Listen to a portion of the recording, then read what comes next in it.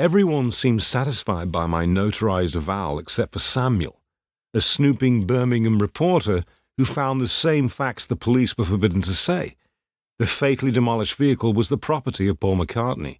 He and a female passenger was dead. He had acquired the Aston Martin DB6 only 6 months before. Now, Paul and his car were no more. The news was sensational.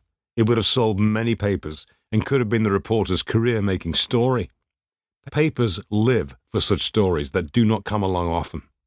Samuel sensed it. Unable to dissuade him, an officer referred the reporter to Brian Epstein. Brian was packing when Samuel called and agreed to meet in person. Brian said Paul was on holiday. Samuel persisted. Brian said that he and an associate would be driving to Paris in the same car that Samuel was then claiming was destroyed. "Well, that's impossible," Samuel said. "I've seen the vehicle, it's demolished." "Enough of what you think you saw," Brian said. "I spoke to Paul this morning 2 hours before he left for Paris. Hold your story for a week or two until he gets back, or you and your paper will be the laughingstock of Great Britain." "I would be the laughingstock if I didn't print it." The meeting went on and on. But the determined reporter was not convinced. Brian tried to appeal to his sympathies by explaining that the Beatles had just returned from their exhausting American tour and that they all needed a break from the public eye.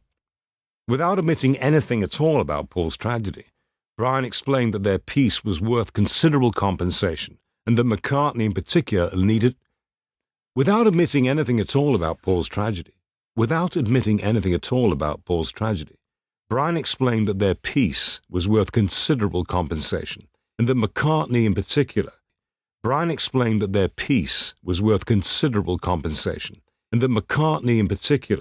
needed a long break before another press conference. When nothing else worked, Brian gave an ultimatum. Samuel could either take a cruise and a large payment to drop the story or spend years in court in an expensive libel suit. Brian said, "Even if you're right, you'll lose. We have a lot more resources than you do."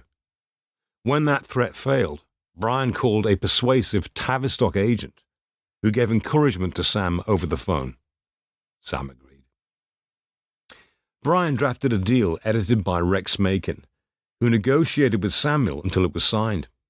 Then Samuel's payment and travel arrangements had to be made. Brian and Samuel's stipulation was that if the first check did not cash by 5 o'clock on Tuesday, the story would be submitted that day and printed that night for the Wednesday morning delivery. There are rumors that it was printed and nearly dispersed when the government stepped in and required all those papers to be gathered and destroyed. That's embellishment. The check was good. Samuel cashed it,